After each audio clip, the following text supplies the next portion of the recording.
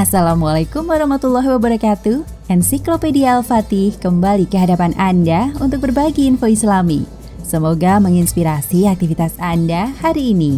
Dan jangan lupa klik tombol subscribe dan aktifkan notifikasi tombol lonceng agar tidak tertinggal berita terbaru dari Ensiklopedia Al-Fatih.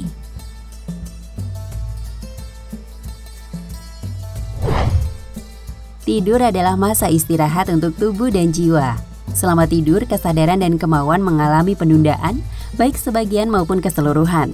Tidur juga dijelaskan sebagai sikap tubuh yang diam, tetapi mudah merespons jika ada stimulus dari luar. Fenomena tidur telah dijelaskan lewat banyak ayat dalam Al-Quran. Di antaranya yakni Quran Surat Az-Zumar ayat 42.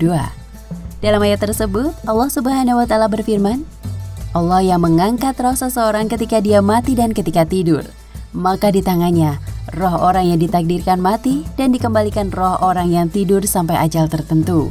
Sesungguhnya itu merupakan ayat bagi orang yang mau berpikir.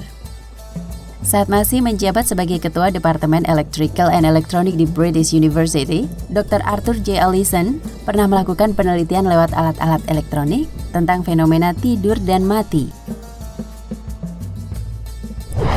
Hasil riset selama 6 tahun ini menjelaskan memang ada sesuatu yang keluar dari tubuh manusia ketika tidur dan masuk kembali ketika terbangun. Namun untuk orang mati, sesuatu itu tidak kembali. Sesuatu yang terdeteksi oleh alat elektronik Dr. Allison boleh jadi merupakan roh yang dijelaskan di Al-Quran. Karena itu tidur dapat direnungkan sebagai simulasi mati. Baik dalam tidur maupun mati, roh sama-sama pergi dari tubuh manusia. Namun perbedaannya adalah di pengembaliannya. Ketika roh tidak dikembalikan, maka dipastikan kita akan mati. Jika suratan itu terjadi, roh yang berada di genggaman Allah Subhanahu wa Ta'ala akan masuk ke alam barzah dan tidak kembali ke alam dunia. Menjadi wajar saat Rasulullah SAW memberi contoh untuk membaca doa yang seolah menyiapkan mati saat menjelang tidur. Dengan namamu ya Allah, aku hidup, dan dengan namamu, aku mati. Lantas saat terbangun, kita dianjurkan untuk membaca doa yang bermakna rasa syukur setelah dapat hidup kembali. Segala puji bagi Allah yang telah memberikan kami hidup setelah mati, dan hanya kepadanya kami dikembalikan. Rasulullah pun mencontohkan agar kita menyiapkan diri untuk tidur, seperti kita hendak menghadap Sang Pencipta. Mengambil wudhu sebelum tidur adalah salah satu sunnah yang diajarkan Nabi kepada kita. Nabi SAW bersabda, barang siapa tidur di malam hari dalam keadaan suci atau berwudu, maka malaikat akan tetap mengikuti. Lalu ketika ia bangun, niscaya malaikat itu akan berucap, Ya Allah, ampunilah hamba-Mu si Fulan, karena ia tidur di malam hari dalam keadaan selalu suci. Hadis riwayat Ibnu Hibban dari Ibnu Umar radhiyallahu anhu.